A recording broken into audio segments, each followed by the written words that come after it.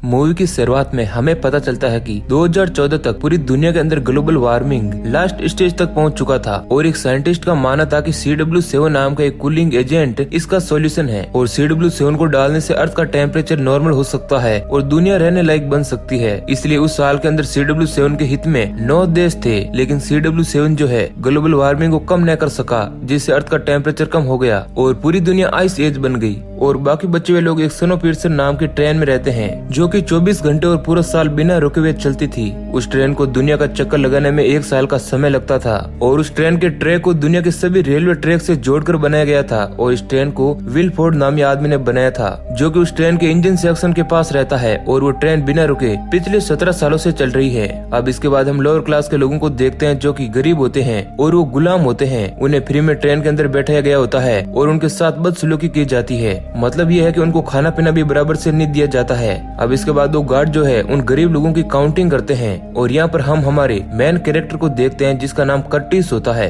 उन सभी गरीब लोगों को खाने के लिए रोज एक प्रोटीन ब्लॉक दिया जाता था। अब यहाँ पर उन गार्ड्स को एक पियानो बजाने वाला आदमी चाहिए होता है और उनके पास एक ओल्ड कपल आते हैं, मगर गार्ड को सिर्फ एक पर्सन की नीड होती है, इसलिए वो जेरल नामी आदमी को अपने साथ ले जाते हैं और उसकी वाइफ का हाथ तोड़कर उसे वहीं पर छोड़ देते हैं। इसके बाद कर्टिस और उसका दोस्त जिसका नाम एडगर है वो सभी प्रोटीन ब्लॉक के अंदर कुछ खास फाइंड कर रहे होते हैं और तभी तान्या नाम की एक लेडी कर्टिस से कहती है कि जो तुम्हें चाहिए वो उसकी बेटी जिमी के प्रोटीन ब्लॉक में है। अब इसके बाद कर्टिस जिमी से वो प्रोटीन ब्लॉक लेने की कोशिश करता है लेकिन जिमी उसे नहीं देता है, लेकिन आखिर में कर्टिस के मनाने पर वो ब्लॉक उसे दे देता है और उसमें से एक कैप्सूल निकलता है और डेली एक प्रोटीन ब्लॉक के अंदर से एक कैप्सूल निकलती थी जिसके अंदर एक हिडन मैसेज होता था और उस मैसेज को आगे वाले डिब्बे से कोई भेजता रहता था। अब इसके बाद कर्टिस एक ओल्ड आदमी से मिलता है जिसका नाम गिलियम होता है और वो गरीब लोगों का लीडर होता है और उसका एक हाथ और पैर नहीं होता है। कर्टिस उसे कहता है कि वो लोग जल्दी बगावत करने वाले हैं और पिछले 17 सालों में उन लोगों ने सिर्फ 2 बार बगावत की थी मगर वो कामयाब नहीं हो पाए थे और वो नामगुंग मिनसू नामी एक आदमी का जिक्र करते हैं जिसने इस पूरी ट्रेन को डिजाइन किया था। अब इसके बाद हम क्लाउड नामी एक लेडी को देखते हैं जो अपने कुछ बच्चों को ले जाने के लिए आती है और वो एंड्रयू और तान्या के बेटे को अपने साथ जबरदस्ती ले जाती है, जिस कारण एंड्रयू एक जूता क्लाउडियो को फेंकर मारता है क्योंकि वो उसका बच्चा ले जा रही थी। अब इस कारण गार्ड तान्या और एंड्रयू को बहुत ही मारते हैं और फिर एंड्रयू को अरेस्ट कर लेते हैं और फिर हम देखते हैं कि उसके ऊपर एक डिवाइस लगाकर उसके एक हाथ को ट्रेन के बाहर लटका देते हैं और बाहर का वातावरण बहुत ही कोल्ड होता है। अब इसके बाद हम मेसन को देखते हैं जो कि ट्रेन की इंचार्ज होती है और उसका काम ट्रेन में शांति बनाए रखने का था। अब यहाँ पर मेसन जो है गरीब लोगों को उनकी औकात बताती है और कहती है कि तुम्हारा काम है दबके रहना और जो अमीर लोग हैं उनका काम है तुम पर राज करना। और इसके बाद जब एंड्रयू का हाथ बाहर निकाला जाता है तो उसका पूरा हाथ जम जाता है और फिर उसके हाथ को हथौड़ों की मदद से तोड़ दिया जाता है। अब इसके बाद कर्टिस और एडगर जो है बैरल्स को जोड़ के हमले के लिए रेडी होते हैं। अब यहाँ पर कर्टिस को लगता है कि गार्ड्स की गन में कोई भी बुलेट नहीं है क्योंकि पिछली बार जो बगावत हुई थी उसमें सभी बुलेट्स जो है वह खत्म हो चुकी थी, इसलिए अब कर्टिस रिस्क लेने के लिए हमले के लिए रेडी होता है और फिर वो अपने साथ एक कॉर्नल का बॉक्स रखता है जो एक ड्रग्स होती है। और इसके बाद जब सभी लोग बेल्ट के पास होते हैं तो कर्टिस एक गार्ड के पास जाता है और उसकी गन को खुद पर पॉइंट करता है और जब गार्ड उसे शूट करता है तो उसमें कोई भी बुलेट नहीं होती है, जिसके बाद सबको यकीन हो जाता है कि अब उनके पास बुलेट नहीं है। इसलिए सभी लोग गार्ड्स पर अटैक करते हैं और उन्हें जान से मारते हैं और फिर वो लोग वहाँ से जय को छुड़ाते हैं और जय के साथ उसकी बेटी योना भी होती है। वो दोनों जो है कॉर्नल ड्रग्स के एडिक्ट होते हैं, इसलिए जैक जो है एक गेट खोलने के लिए 2 कॉर्नल मांगता है, इसलिए कर्टिस इस बात पर राजी हो जाता है और जब जैक एक गेट को खोलता है तो सभी लोग उस गेट के अंदर जाते हैं तो वहाँ पर कोई नहीं होता है और फिर उन सभी लोगों को सूरज की रोशनी दिखती है, वो भी 17 साल बाद। और वो देखते हैं कि 17 सालों के बाद भी बाहर के हालात में कोई भी चेंजेस नहीं आया है। अब जैक एक और गेट को खोलता है जहाँ पर उसे पॉल नाम का एक आदमी मिलता है जो कि उन सभी लोगों के लिए प्रोटीन ब्लॉक बनाता था। कर्टिस चेक करता है कि खाना किस चीज से बनता है और वो देखता है कि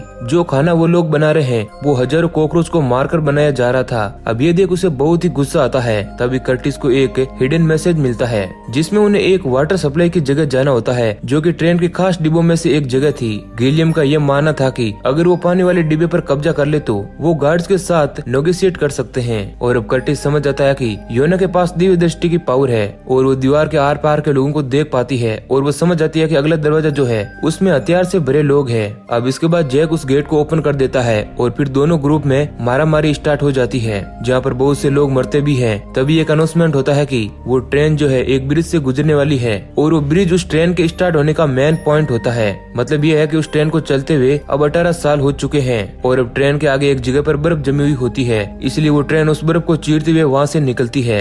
अब इसके बाद जैक जो है योना को एक खाई के अंदर एक जगह दिखाता है जहाँ पर बर्फ जो है वह पिघल रही होती है और उसे लगता है कि दुनिया में अब रहा जा सकता है। तभी वहाँ पर मेसन आ जाती है जो सभी गरीब लोगों से कहती है कि तुमने विलफोर्ड के एहसान को नहीं मारा, इसलिए अब तुम्हारे 74% लोग मरेंगे। और तभी एक टनल आती है जहाँ पर बहुत ही अंधेरा होता है, इसलिए वो गार्ड्स जो है एक चश्मा पहनकर सभी लोगों को मारने लगते हैं। जिसके बाद चैन और गरीब लोग जो है एक जगह मिसाल लेकर आते हैं और वह भी लोगों को मारने लगते हैं। जिसके बाद एक गार्ड एडगर को पकड़ लेता है और कर्टिस को सरेंडर करने के लिए कहता है, लेकिन कर्टिस एडगर की जगह मेसन को पकड़ता है और फिर गार्ड एडगर को मार डालता है और योना भी मौका पाते ही उस गार्ड को मार डालती है। अब इसके बाद एंड्रयू और तानिया मेसन को टॉर्चर करते हैं और उसे अपने बच्चों के बारे में पूछते हैं। तब वह कहती है कि वो बच्चे विलफोर्ड के पास है। कर्टिस कहता है कि तुम विलफोर्ड को यहाँ पर बुलाओ, नहीं तो हम पानी बंद कर देंगे। तब मेसन कहती है कि तुम लोग पागल हो, क्योंकि ट्रेन के अंदर पानी फ्रंट के सेक्शन से आता है और ट्रेन के एक लोएस्ट पार्ट से पानी वाटर सेक्शन में आता है, जिसे रिसाइकल करके पीने लायक बनाया जा सकता है, इसलिए विलफोर्ड यहाँ पर नहीं आएगा। और मेसन कर्टिस से कहती है कि मैं तुम्हें विलफोर्ड के पास ले जाऊंगी और तुम उसे वहाँ पर मार देना और मुझे छोड़ देना। अब इसके बाद कर्टिस इस सौदे को मान जाता है और फिर कुछ लोग एक छोटा सा ग्रुप बनाते हैं और फिर वो ग्रुप मेसन के साथ आगे के गेट पर जाते हैं और फिर हम देखते हैं कि वो सभी लोग जहाँ पर अमीर लोग रहते हैं वहाँ से गुजरते हैं और वो असल जिंदगी किस तरह होती है उसे देखते हैं, जहाँ पर बहुत सारा पानी, सब्जी और फ्रूट होते हैं और फिर वे लोग एक जगह पर बैठकर खाना भी खाते हैं। कर्टिस मेसन को कॉकरोच से बनी प्रोटीन ब्लॉक खिलाता है ताकि उसे भी पता चले कि कॉकरोच कैसे होते हैं। और फिर सभी लोग ट्रेन के अगले गेट में जाते हैं जहाँ पर एक स्कूल होती है जहाँ पर छोटे बच्चे पढ़ रहे होते हैं और उस स्कूल में बच्चों को गरीबों के बारे में गलत बातें बताई जा रही होती है और दुनिया को बचाने के लिए विलफोर्ड को देवता माना जा रहा था। तानिया और एंड्रयू अपने बच्चों को ढूंढते हैं मगर उन्हें कोई नहीं मिलता।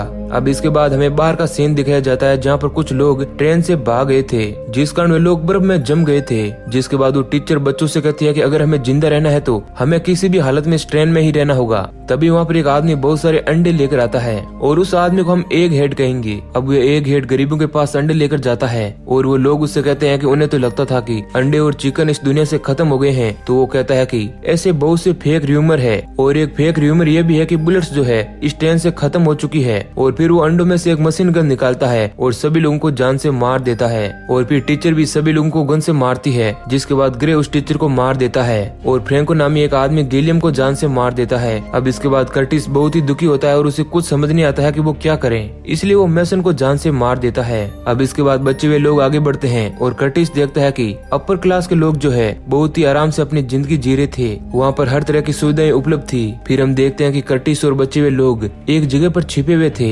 तभी वहाँ पर फ्रैंको आता है और वो ग्रे और तानिया को मार देता है। जिसके बाद कर्टिस भी फ्रैंको को चाकू से मार देता है। अब मरने से पहले तानिया अपने बेटे जिम्मी को ढूंढने के लिए कहती है और फिर वो सभी वहाँ से निकलते हैं। अब आगे रास्ते में उन्हें नशे करने वाले लोग दिखते हैं। जिसके बाद जैक और कर्टिस इंजन सेक्शन के पास आते हैं और यहाँ पर जैक कर्टिस को दुनिया की आखिरी सिगरेट देता है और फिर कर्टिस जैक को अपने पास्ट की बातें बताता है और कहता है कि कैसे विलफोर्ड ने उस पर और एडगर पर जुल्म किया था। अब इसके बाद जैक कहता है कि ये जो ड्रग्स है वो सिर्फ नशे के लिए नहीं बल्कि विस्फोट के भी काम आती है। साथ ही जैक कहता है कि एक ब्रिज के नीचे बर्फ जो है वह पिघल भी रही है और हम ये दरवाजा तोड़कर वहाँ जा सकते हैं और उसे ऐसा लगता है कि दुनिया अब जीने लायक बन रही है। लेकिन कर्टिस को इस बात पर यकीन नहीं होता है और जब कॉर्नल को जैक दरवाजे पर लगाता है तो विलफोर्ड की सेक्रेटरी उसे शूट कर देती है और फिर कर्टिस को विलफोर्ड के पास ले जाती है, जहाँ पर विलफोर्ड उससे कहता है कि तुम लोगों को लोअर क्लास में रखने का फैसला जो है गिलियम का ही था और गिलियम मेरा दोस्त था। अगर तुम्हें अच्छी सुविधा दी जाती तो तुम लोग बच्चे पैदा करते और तुम्हें ज्यादा खाना चाहिए रहता, जिस कारण ट्रेन में लोगों के रहने के लिए जगह कम बचती, इसलिए हमें यह जरूरी कदम उठाना पड़ा। अब इसके बाद विलफोर्ड गिलियम को फोन करता है और 74% लोगों को मारने के लिए कहता है। अब यहाँ पर कर्टिस भी कुछ नहीं कर पाता है और विलफोर्ड कहता है कि ये सब प्लान उसका और गिलियम का था ताकि वो बचे हुए लोगों की संख्या में काबू रख सकें और 4 साल में लोगों को मारना जरूरी है। अब इसके बाद हम फ्रैंको को देखते हैं जो कि जिंदा होता है और फिर नशे किए हुए लोग जैक को मारने आते हैं। इधर योना दरवाजे को खोलने की कोशिश करती है, दूसरी तरफ विलफोर्ड अपनी पोस्ट को कर्टिस को ऑफर करता है और कहता है कि अब मैं बूढ़ा हो चुका हूँ और विलियम भी ये चाहता था कि विलफोर्ड की पोस्ट वही टेक ओवर करे। दूसरी तरफ योना सेक्रेटरी को मार देती है। तभी वहाँ पर फ्रैंको आ जाता है और जैक से लड़ता है अब इसके बाद योना कर्टिस से माचिस मांगने जाती है और फिर योना और कर्टिस एक टाइल्स को ओपन करते हैं और देखते हैं कि विलफोर्ड इंजन के पार्ट्स को रिप्लेसमेंट के लिए बच्चों का यूज कर रहा होता है। जिसके बाद कर्टिस विलफोर्ड को एक मुक्का मारता है और फिर योना कॉर्नर में माचिस लगा देती है और फिर कर्टिस जिम्मी को वहाँ से निकालता है। अब इसके बाद वहाँ पर एक बहुत ही बड़ा ब्लास्ट होता है और ट्रेन के सभी डिब्बे अलग अलग जगह पर गिर जाते हैं। ट्रेन में मौजूद सभी लोग मर जाते हैं और सिर्फ योना और जिम्मी ही बचते हैं। वो दोनों पहली बार ट्रेन से बाहर निकलते हैं जहाँ पर वो लोग एक भालू को देखते हैं, जिसका मतलब यह है कि इस दुनिया में अब रहा जा सकता है। और इसी सीन के साथ ये मूवी एंड हो जाती है। तो दोस्तों ये वीडियो अच्छा लगा है तो लाइक जरूर करें। ऐसे ही और इंटरेस्टिंग वीडियो पाने के लिए हमारे चैनल को सब्सक्राइब करें। धन्यवाद।